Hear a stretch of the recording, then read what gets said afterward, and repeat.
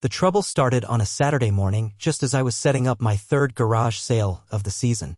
It was a beautiful day, the kind that made people eager to browse through second-hand treasures and haggle over prices. I had everything neatly arranged, books stacked by genre, vintage furniture lined up along the driveway, and a table of knickknacks that always drew curious eyes. Then came the sharp click of high heels against pavement. I didn't even have to turn around. I already knew who it was. Elaine Montgomery, president of the HOA, looking as sour as a lemon left out in the sun too long. She strutted up to me with her clipboard clutched in one hand and her ever-present air of superiority. "Tracy," she said, dragging out my name like it physically hurt her to say it. "We need to talk." I folded my arms and leaned against the table of old records. "If it's about the garage sale, Elaine, I'm busy." She exhaled sharply through her nose like a bull about to charge. "It is about the garage sale. This is the third one this summer. You are in direct violation of the HOA's policies against excessive commercial activity." "Excessive?" I raised an eyebrow. "Elaine, I'm selling old junk from my house, not running a department store." She pursed her lips, clearly irritated that I wasn't immediately bowing to her authority. "The rules state that homeowners may hold one garage sale per year. You've exceeded that limit.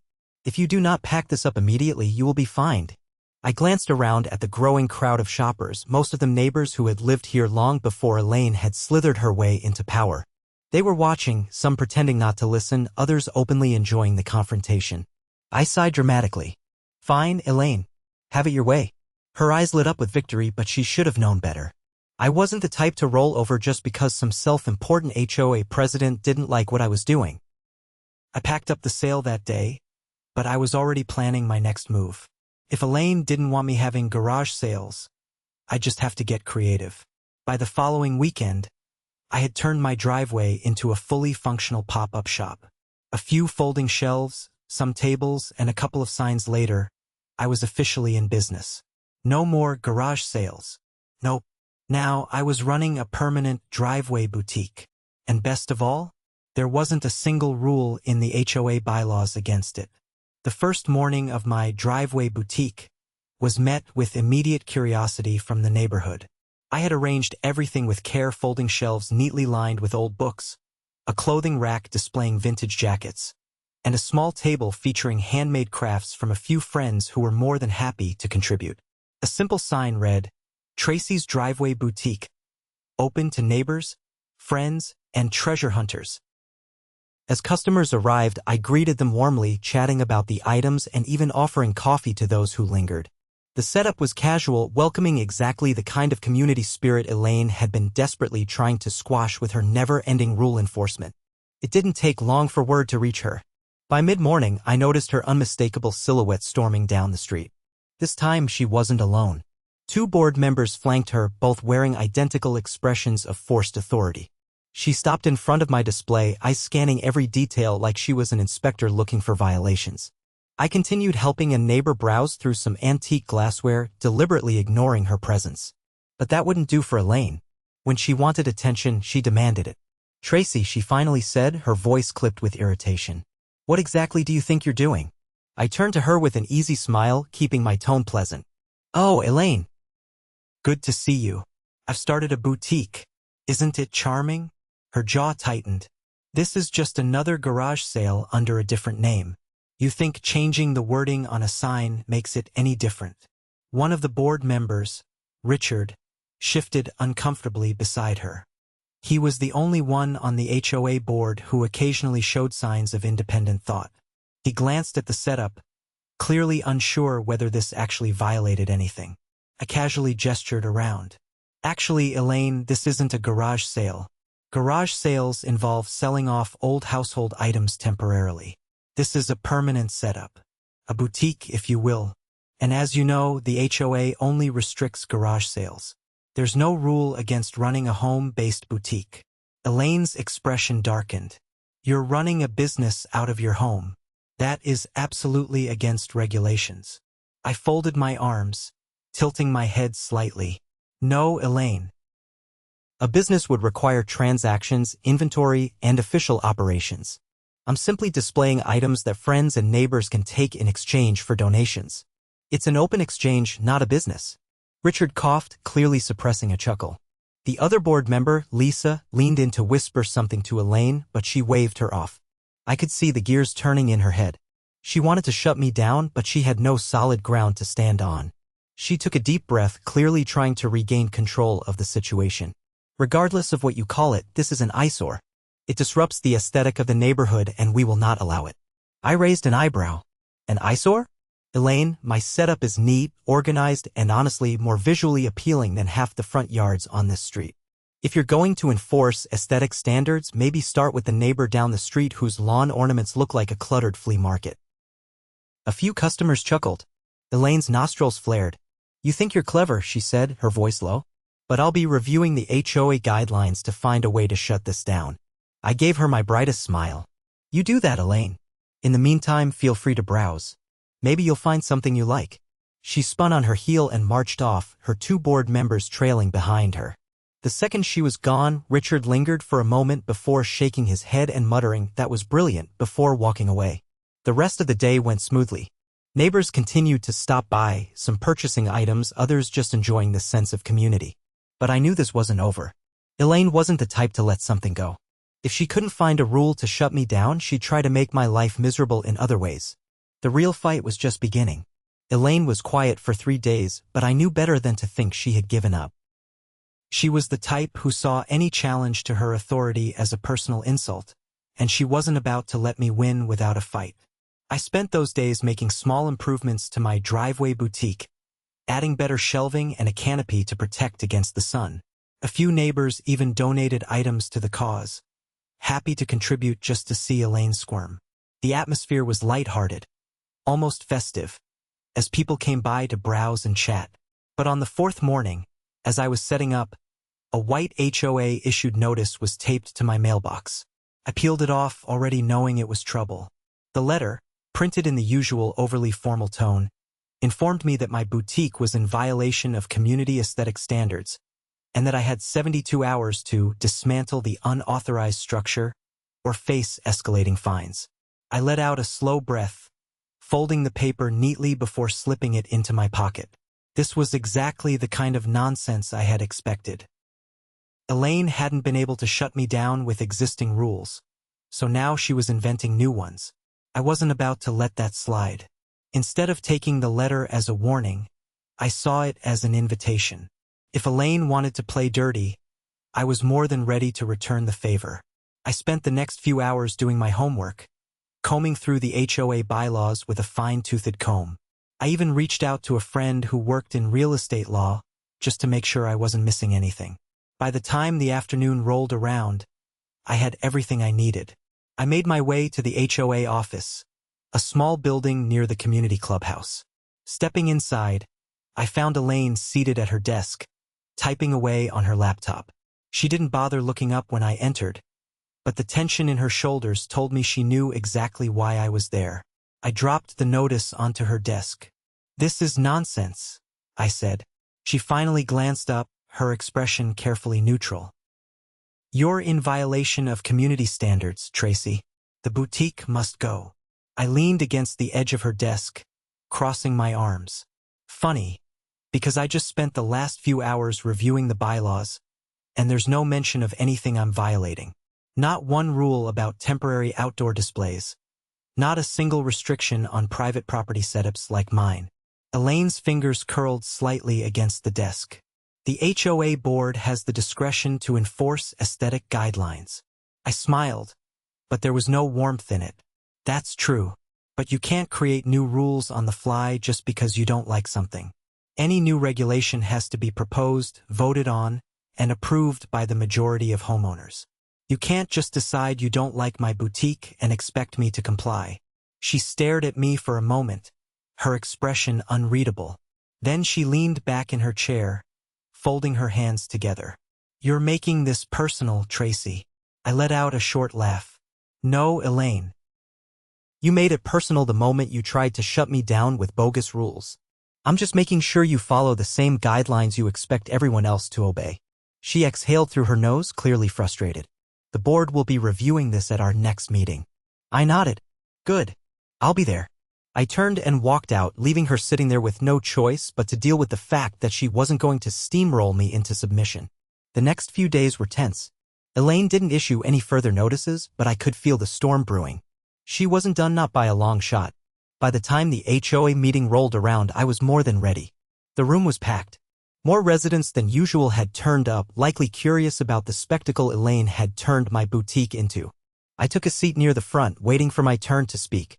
Elaine wasted no time getting to the issue. She stood at the front of the room, her voice calm but firm as she outlined her reasons for wanting my boutique shut down. She spoke about preserving neighborhood integrity, avoiding commercial disruptions, and maintaining community standards. When she finally finished, she turned to me. "Tracy, would you like to respond?" I stood, keeping my expression composed. "Absolutely." I turned to face the room, making sure to meet the eyes of as many residents as possible. "I want to start by clarifying something. I am not operating a business. I am not running a storefront, I am not registering this as a commercial enterprise, and I am not violating any existing HOA guidelines." Murmurs rippled through the room. If the HOA wants to create a new rule that bans setups like mine, they have every right to propose it. But until that happens, Elaine has no authority to force me to shut down. I glanced toward the board members. "And let's be honest, if this is really about aesthetics, then I'd love to hear why my boutique is more offensive than the overgrown lawns and broken-down mailboxes that have existed in this neighborhood for years without issue." A few chuckles spread through the crowd. Elaine's lips pressed into a thin line. And finally, I added, "I find it interesting that the HOA is suddenly so concerned about my boutique when we have actual issues in this neighborhood that have been ignored for months. Streetlights that need fixing, potholes that haven't been addressed, security concerns that keep getting brushed aside. Maybe, just maybe, our HOA board should focus on things that actually matter instead of trying to micromanage what I do on my own property." Applause broke out. Elaine's face reddened, but she said nothing. The meeting ended with no resolution, but that was good enough for me. Elaine had been backed into a corner, and she knew it. She couldn't enforce a rule that didn't exist. Over the next week, neighbors stopped by my boutique more frequently than ever, offering words of support. Some even started asking if they could set up their own little displays on their driveways, turning my quiet rebellion into something bigger. Elaine had tried to shut me down. Instead, she had sparked a movement. Elaine had gone quiet again, and that was never a good sign. After the HOA meeting, I expected some kind of immediate retaliation, but instead, she retreated into the shadows, biding her time. That worried me more than her usual aggressive tactics. It meant she was planning something bigger. Meanwhile, my driveway boutique had become something of a neighborhood hub. More residents had taken inspiration from my setup, creating their own little pop-up displays. Some started offering homemade goods, others used it as a way to trade items without having to deal with online marketplaces. What started as my personal protest had turned into a small movement. Elaine must have hated that. The first indication that she was making her next move came when I received a letter from the county zoning board. It was a formal notice informing me that a complaint had been filed against me for operating a retail business in a residentially zoned area. That was classic Elaine. If she couldn't shut me down through HOA rules, she was trying to weaponize local government against me. The problem was I had already anticipated this move. I called the zoning office and scheduled a meeting with one of the officials. When I arrived, I was met by a middle-aged man with tired eyes and a stack of paperwork on his desk. He gestured for me to sit as he flipped through the file in front of him. He explained that someone, he didn't say who, but I already knew, had reported that I was running a commercial business from my home, which violated residential zoning laws. I listened patiently, nodding along as he outlined the complaint.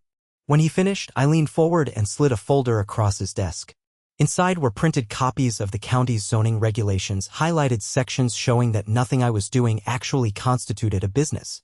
I had no official storefront, no posted hours of operation, and no transactions recorded under any registered business name.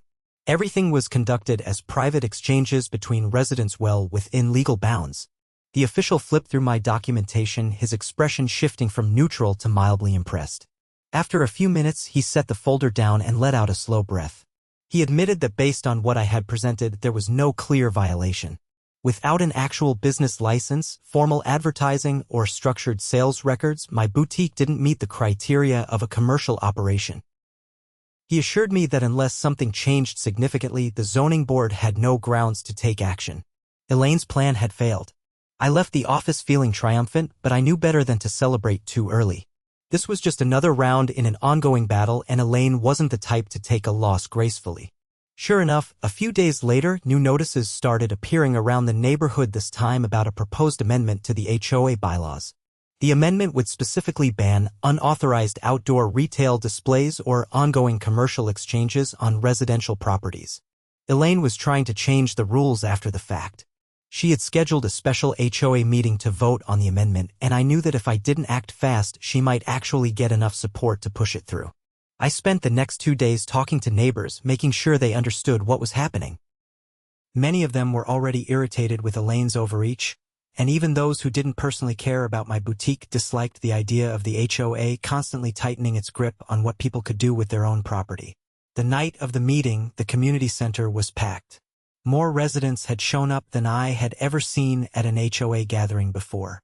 Elaine stood at the front of the room, trying to maintain her usual air of authority, but I could see the tension in her posture.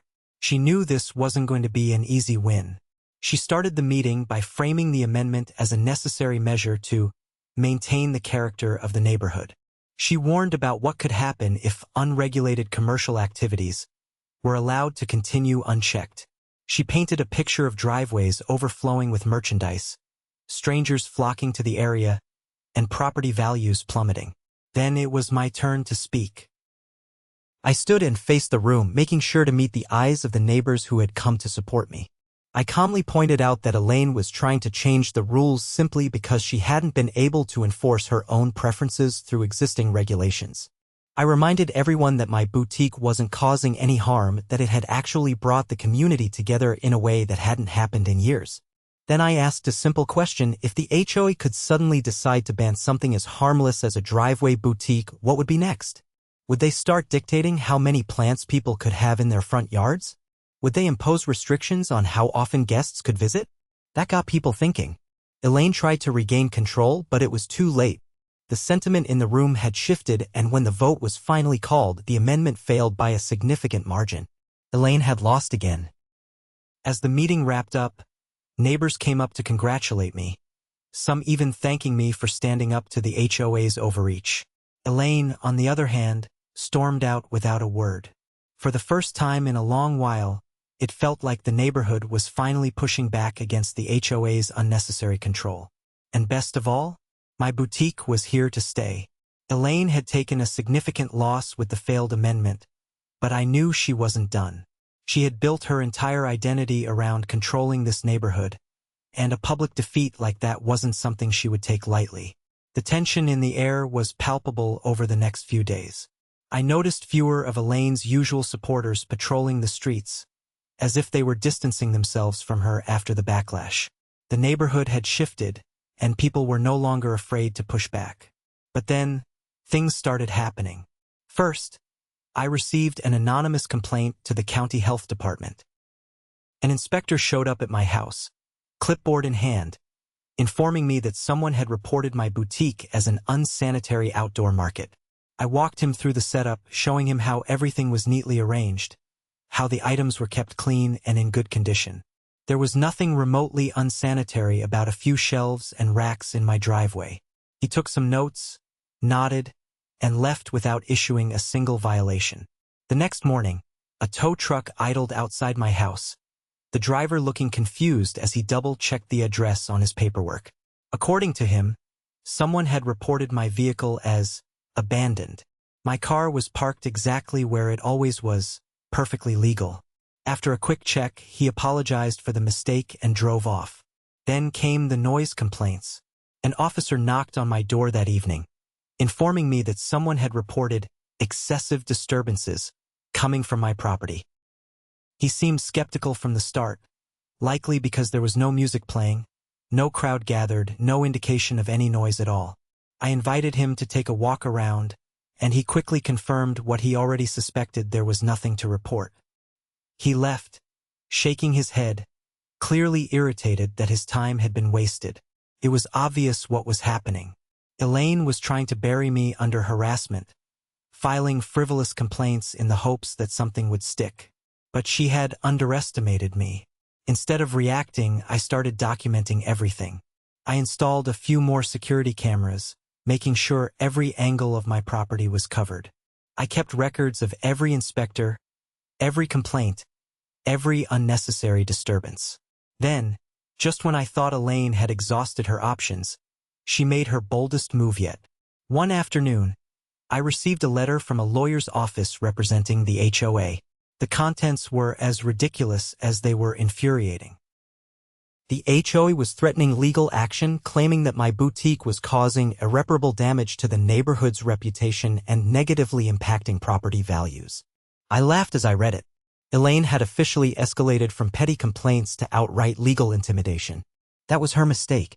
I wasted no time contacting my own attorney, a sharp-minded woman who had taken on homeowner association cases before. After reviewing the letter, she assured me that the HOA had no legal standing to take action. Their claims were baseless, and if they actually pursued a lawsuit, it would likely backfire spectacularly. Still, I wasn't content with just playing defense. It was time to go on the offensive. I gathered every piece of documentation I had compiled over the past few weeks, the bogus complaints, the failed attempts to shut me down, the absurd legal threats. Then I reached out to the local news. A reporter was more than happy to cover the story, especially when I provided all the evidence of the HOA's harassment. Within days, an article was published detailing how a power-hungry HOA had targeted a harmless community boutique, wasting county resources and attempting to intimidate a homeowner into submission. Neighbors were furious. The article spread like wildfire, and soon enough, even residents who had previously stayed out of the HOA drama were speaking out against Elaine's tactics. Then the real fallout began. A group of homeowners, fed up with Elaine's leadership, started gathering signatures for a recall vote. They needed a majority to remove her from the board, and with the way things were going, it wasn't looking good for her. Elaine tried to fight back, but she was drowning. The more she tried to justify her actions, the more people turned against her. 3 weeks later, the recall vote was held. Elaine lost. She was officially removed as HOA president, and her influence over the neighborhood crumbled overnight. The new board, made up of more reasonable community members, wasted no time overturning some of the more ridiculous regulations she had pushed over the years. They even issued a formal apology for the harassment I had endured. As for my boutique, it remained exactly where it was, thriving more than ever. Elaine had tried to shut me down. Instead, she had destroyed herself. With Elaine gone, the neighborhood felt different, lighter, freer, as if a weight had been lifted. People who had once been too afraid to challenge the HOA's overreach now spoke openly about things they had endured under Elaine's rule. The new HOA board wasted no time making changes. They rolled back unnecessary restrictions, prioritized real community concerns, and even sent out a survey asking residents what improvements they actually wanted. It was the kind of leadership the neighborhood had needed for years. As for me, I had no interest in getting involved in HOA politics beyond making sure they stayed on the right track. My focus remained on my driveway boutique, which had grown into something much bigger than I had ever imagined. What started as a small act of defiance had become a staple of the community. One afternoon, as I was setting up a new display, a woman I didn't recognize approached. She was in her early 50s, dressed in business casual attire with an air of quiet confidence. She introduced herself as Linda, a representative from the local small business association. She explained that she had heard about my boutique first from the news article about Elaine's downfall, then from word of mouth. She had been intrigued by how I had turned a simple idea into something that had strengthened the neighborhood. Linda wasn't here to shut me down or enforce zoning laws. Quite the opposite. She wanted to help me turn my boutique into something more official, a registered community marketplace. I listened carefully as she laid out what that could look like. With the right permits, I could host regular neighborhood vendor events, allowing other residents to participate without fear of HOA interference. It wouldn't be a business in the traditional sense, but rather a designated community space where people could buy, sell, or trade freely. The idea was intriguing. I had never planned to turn this into something long-term, but the more I thought about it, the more it made sense. The boutique had already brought people together in a way that nothing else in this neighborhood had. Why not make it something permanent? Over the next few weeks, I worked with Linda to navigate the legal and logistical steps. The new HOA board, still eager to distance themselves from Elaine's legacy, was surprisingly supportive. They even offered to help organize the first official event under the new guidelines. The day of the inaugural community market, my driveway wasn't just mine anymore. Several neighbors had set up their own tables, offering everything from handmade crafts to homemade baked goods. The atmosphere was lively, filled with laughter, conversation, and the sound of people reconnecting. Even Richard, the only reasonable member from Elaine's old board, showed up with a few boxes of old records to sell, admitting with a sheepish grin that he had always wanted to do something like this but never dared under Elaine's rule. As the sun set on that first market, I took a step back and watched the scene unfold. What had started as a way to push back against an overbearing HOA had turned into something far greater. The neighborhood wasn't just tolerating this, they were embracing it. Elaine had tried to control everything, to bend the community to her will. But in the end, all she had done was bring people together against her. And as for my boutique, it wasn't just a protest anymore. It was a legacy.